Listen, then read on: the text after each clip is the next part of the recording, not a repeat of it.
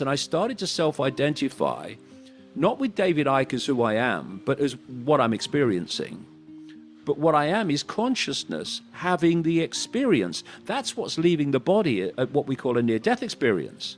When people leave the body, they've got no eyes, but they can still see. They've got no brain, but they can still think. It's because they are consciousness, and consciousness has the ability to hear, think, everything. But the body, what the body does, you think of consciousness. Consciousness does not, if you like, vibrate. It's not within the frequency band of this reality we're experiencing. So it's like Radio 1, Radio 2, Radio 3 or 4 are all sharing the same space, but they don't interfere with each other. Why? Because they're not on the same frequency. So consciousness is not in the range of frequency that we are directly experiencing in what we call the physical world. So to experience this band of frequency, this reality, our consciousness takes on what we call an external form, which is operating within the frequency band of this world. And because of that, I can pick that glass up. My consciousness could not pick that glass up because it's on a completely different frequency to the glass. But operating through this outer shell, what I call a biological computer, it can pick the glass up because there are compatible frequencies. Do you think, sorry David, do you think there's other species on this planet? Because you've spoke about that quite a lot. You've wrote over 20 books. Do you think there's other people walking among us as well? Oh, well absolutely. I mean, let's put this again into context. According to mainstream science, if you compare the size of planet Earth with the projected size of the universe, planet Earth is the equivalent of a billionth of a pinhead. So if you say that life as we know it only exists on a billionth of a pinhead within the greater reality, you are, well, that's credible. You could be an academic saying that. But you say, actually, hold on a minute. Elephant, living room, sofa, billionth of a pinhead, night sky, which is a tiny fraction even of one galaxy, and there's billions of galaxies in the universe, they say now. Despite all that, life is... Oh, I'm having a problem. That microphone's getting a We're going to fall out, Mike.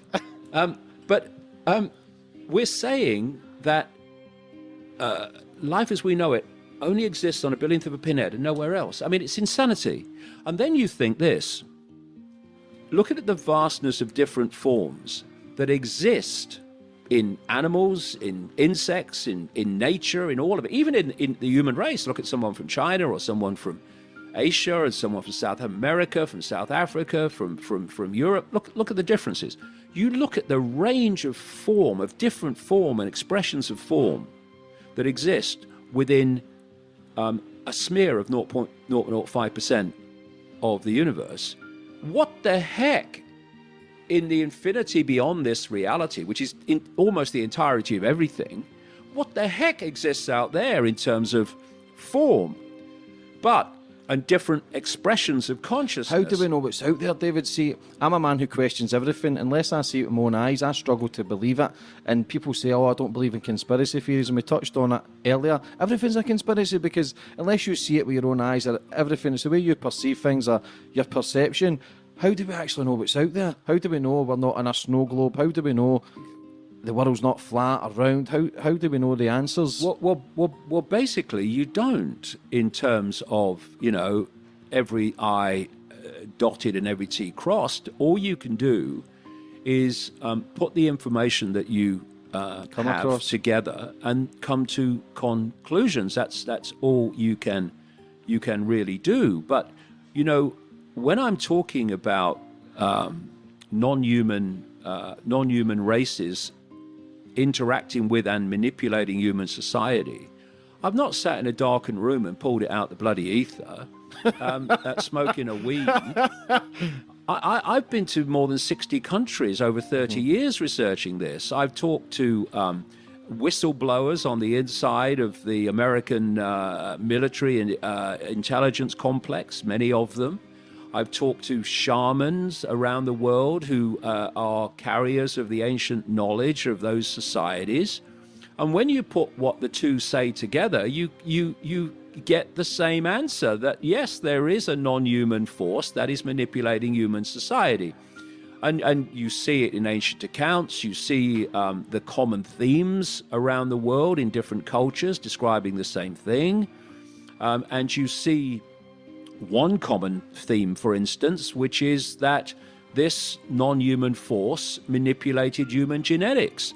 This comes out in the Old Testament, for instance, as the sons of God who interbred with the daughters of men. People say, "Oh, that's in the Bible." Well, yes, it is, but the theme is everywhere in non-Bible countries galore, cultures galore. And so you put it all together and you come to conclusions. Then you write it down, you connect the dots, and then you put it out, and then people decide whether they want to believe it or not. That's the deal. But when you look at how narrow the band is that we can see and perceive, my experience over the last 30 years says to me that's not an accident. Mm-hmm.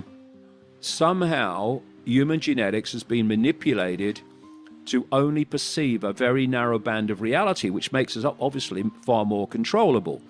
And you always talk about being controlled.